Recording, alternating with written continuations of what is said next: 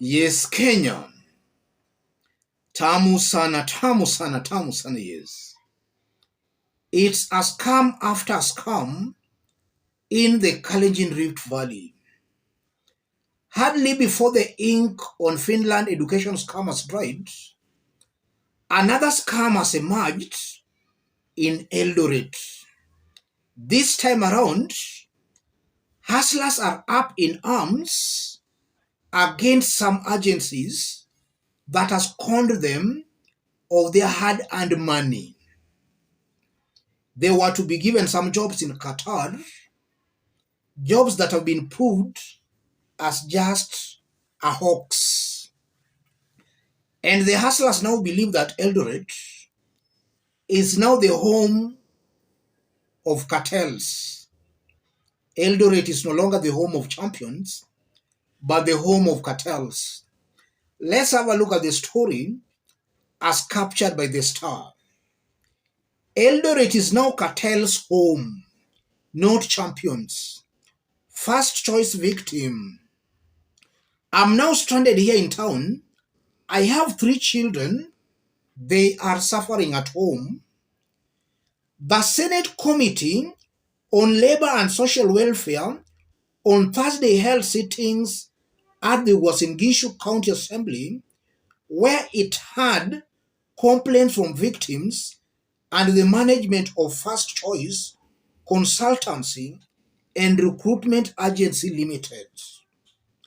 The session was dominated by tales of how job seekers paid thousands of shillings to the company with hopes of finding jobs in the Gulf country, only to realize later that it was a hoax.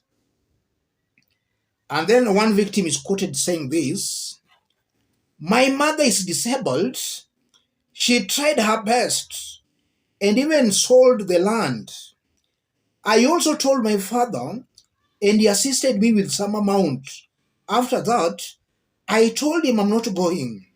My father became sick because of depression until I lost him," Chepkurui said amid sobs. "I remember our president alikuwa anasema, nikiweka chini tu Bible, I will deal with cartels.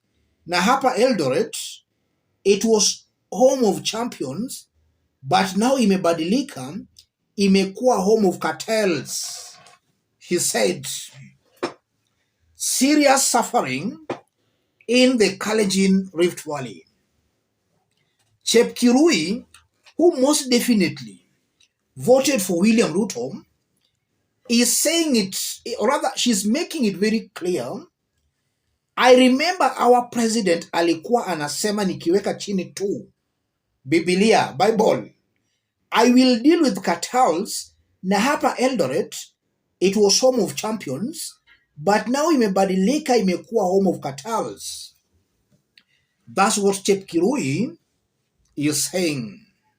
Somebody who most definitely voted for William Samoei Ruto. It's interesting, ladies and gentlemen. I want us to dissect this for Kenyans to understand what's going on behind the scenes. If you are watching us but you have not yet subscribed, subscribe, give this video a like. If you want to support our forum, contact me through that number below. Let's proceed. Yes. Nikiweka tu Biblia chini. Those were William Ruto's remarks before he was sworn in as the president. And it's a little bit funny and ironical that in Uasin Gishu County, William Ruto's own home county, is where we are seeing a lot of cartels, a lot of conmanship going on. The Finland education scam was in Eldoret, and now we are seeing the Gulf scam also in Eldoret. And it's almost certain that these agencies recruiting these hustlers for jobs abroad, It's clear they are well-connected individuals in this government. And I'm very sure some are even sitting members of parliament and some sitting elected leaders who most definitely were elected through UDA. From that story alone, it's clear the people in the Kalenjin nation are suffering. Those getting jobs are the ones with connections, hey, who you know in the government. A hoping majority of the Kalenjin hustlers do not know anybody in government. So they are just suffering as somebody who's in Mombasa or somebody who's in Kisumu. That's something coming out very, very clearly. But from what we are seeing, the suffering seems to be too much in the Kalenjin nation. And that confirms one thing. These Kalenjins who voted for William Ruto, they had very high expectations of a William Ruto's presidency. Something that has clearly backfired. For those in Nyanza or maybe at the coast, they knew all this was to happen, not somebody in the Kalenjin nation. And then secondly, this is a lesson to Kenyans on the importance of leadership and integrity. Chapter 6 of our Constitution. Even before the elections, it was very clear that some leaders were implicated in corruption, and some even top national leaders. Kenyans in those areas still voted for them, and we are now seeing they are crying that their money has been eaten. So this should be a warning and a lesson to Kenyans that integrity in leadership is key. Elect a leader of integrity. If you elect a thief, that thief will steal from you. That's the lesson Kenyans should actually understand. Elect a thief at your own risk. Something also coming out very, very clearly. It seems to appear that those who supported William Ruto, those who voted for Ruto, there is actually payback time. It's somehow clear they're being paid, or rather they're being punished for their political naivety. And this is what I'm seeing here. Because if you look at the mountain, they are crying that they don't have jobs. Coffee and tea sector on the mountain, prices are terrible. A kilo of maybe coffee or tea in Uhuru Kenyatta's government, it was over 100 Kenya shillings. As I talk, it's almost below 50.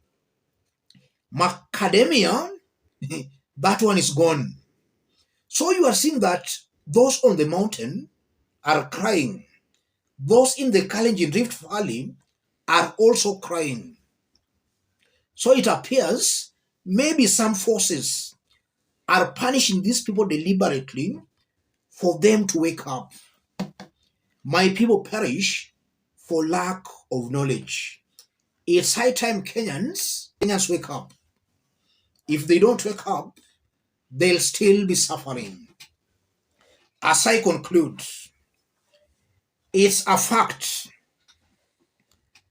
that some Kenyans might be coming to terms with the reality that William Ruto has lied to them. Some have not yet seen that, but I'm seeing a high possibility again where some are coming to terms with that reality. And this is why this lady is even talking on how Ruto promised akiweka Biblia chini. Some Kenyans are coming to terms with the reality that Ruto lied to them. That's also something coming out very, very clearly. Let me stop it there, ladies and gentlemen. In our next video, We are working on a wonderful video. America's ambassador to Kenya made some remarks that really angered some Kenyans on August presidential elections that happened last year. While speaking today in Eldoret, Raila answered back. And that's an analysis we are going to discuss. Rather, we are going to do that analysis in our next video. Make sure you don't miss that analysis by subscribing. Let me stop it there.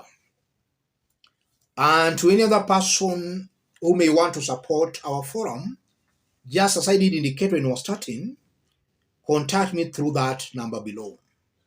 Thank you. God bless you.